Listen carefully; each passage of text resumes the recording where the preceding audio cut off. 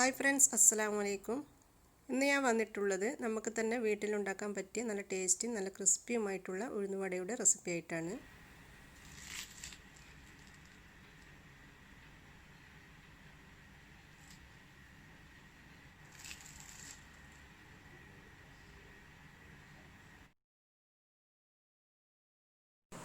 നമ്മൾ ഹോട്ടലിൽ പോയിട്ട് കഴിക്കുന്ന സമയത്ത് ഇതിൻ്റെ പുറം ഭാഗം നല്ല ക്രിസ്പിയും അതുപോലെ തന്നെ ഉള്ളിൽ നല്ല സോഫ്റ്റ് ആയിരിക്കും.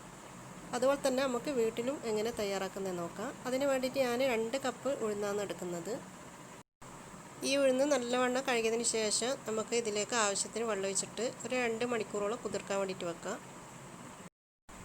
1-2 ടിപ്സും കാര്യങ്ങളും നമ്മൾ ശ്രദ്ധിച്ചാൽ തന്നെ നമുക്ക് നല്ല ഈസി ആയിട്ട് ഹോട്ടലിൽ കിട്ടുന്ന അതേ രുചിയിൽ തന്നെ നമുക്ക് ഉഴുന്നുവട തയ്യാറാക്കാം. നമുക്കിതൊരു 2 മണിക്കൂറിന് ശേഷം അരച്ചെടുക്കാം.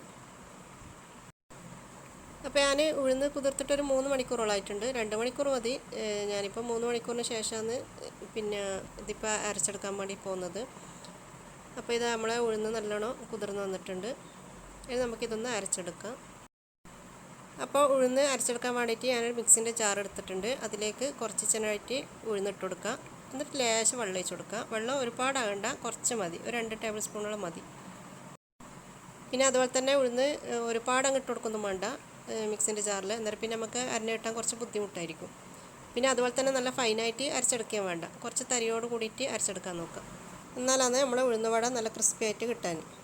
പിന്നെ അതുപോലെ തന്നെ ഈ ഒരു മാവിൻ്റെ കറക്റ്റ് കൺസിസ്റ്റൻസി അറിയണമെന്നുണ്ടെങ്കിൽ ഗ്ലാസ്സിൽ കുറച്ച് വെള്ളം എടുത്തിട്ട് ഇതിലേക്ക് കുറച്ച് മാവ് ഇതുപോലെ ഇട്ട് കൊടുത്താൽ മതി. ഇതുപോലെ പൊങ്ങി നിൽക്കുന്നതാണെങ്കിൽ മാവിൻ്റെ പാകം കറക്റ്റാണെന്ന് നമുക്ക് മനസ്സിലാക്കാം. ഇനി നമുക്ക് ഈ അരച്ചെടുത്ത മാവ് ഒരു പാത്രത്തിലേക്ക് ഇട്ട് കൊടുക്കാം. അപ്പോൾ ഞാൻ മാവ് ഒരു പാത്രത്തിലേക്ക് ഇട്ട് കൊടുത്തിട്ടുണ്ട്. ഇനി നമുക്കിതിലേക്ക് 1 ടേബിൾ സ്പൂൺ അരിപ്പൊടി ഇട്ട് കൊടുക്കാം. പിന്നെ അതുപോലെ തന്നെ അധികം ഈ ഉഴുന്ന് അരച്ച വട തന്നെ ചുട്ടെടുക്കുന്നതാണ്.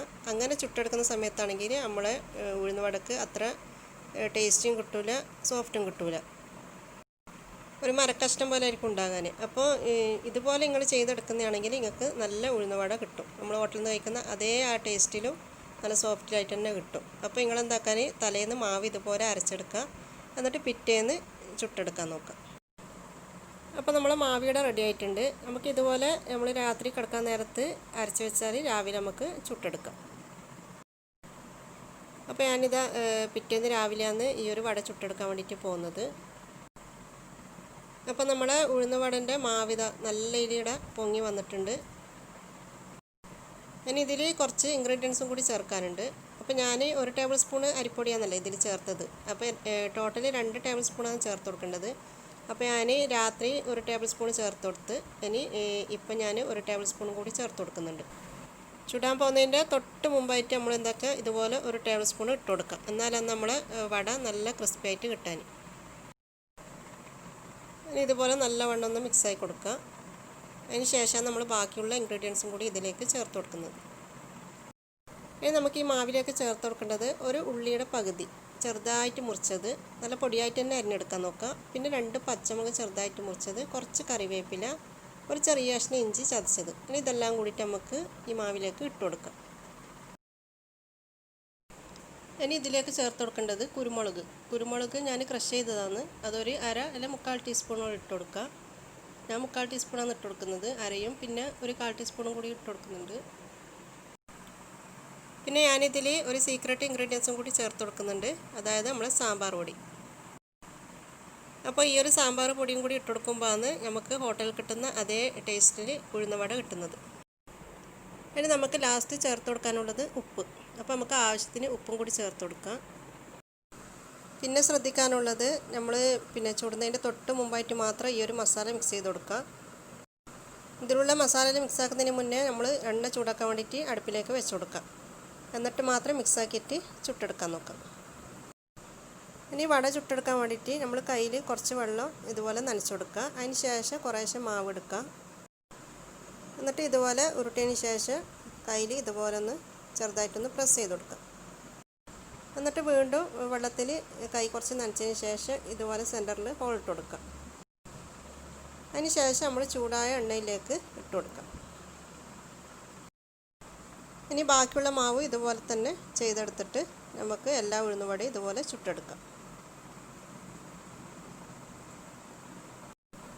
ഇത് വേറൊരു രീതിയാണ്. നമ്മൾ ഒരു കയ്യിൽ തന്നെ വെച്ചിട്ട് നമ്മൾ ആ കൈയിൻ്റെ തള്ളവിരലിനെ കൊണ്ട് സെൻറ്ററിൽ ഹോൾട്ട് കൊടുക്കുന്നത്. നമുക്ക് എല്ലാ വടയും ഇതുപോലെ ചുട്ടെടുക്കാം. ഇതുപോലെ തിരിച്ചു മറിച്ചിട്ടിട്ട് ചുട്ടെടുക്കാൻ നോക്കാം. തീ കൂട്ടി കൊടുക്കരുത്. ഒരു മീഡിയം ഫ്ലെയിമിൽ വെച്ചിട്ട് വേണം നമ്മൾ വട ചുട്ടെടുക്കാൻ.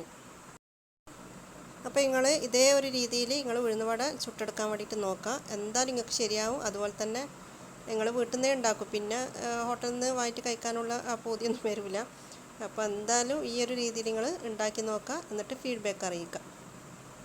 അപ്പോൾ ഞാനിത് ചുട്ടെടുത്ത് കഴിഞ്ഞിട്ട് ഇതിൻ്റെ ആ ഒരു ക്രിസ്പി നിങ്ങൾക്ക് കാണിച്ചു തരാം.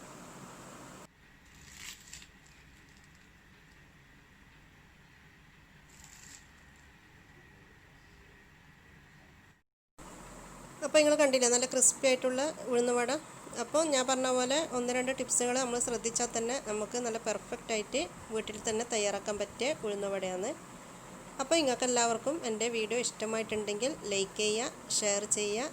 പിന്നെ അതുപോലെ തന്നെ എൻ്റെ ഈ ചാനൽ നിങ്ങൾ ആദ്യമായിട്ടാണ് കാണുന്നതെങ്കിൽ ഒന്ന് സബ്സ്ക്രൈബ് ചെയ്യുക. Thank you.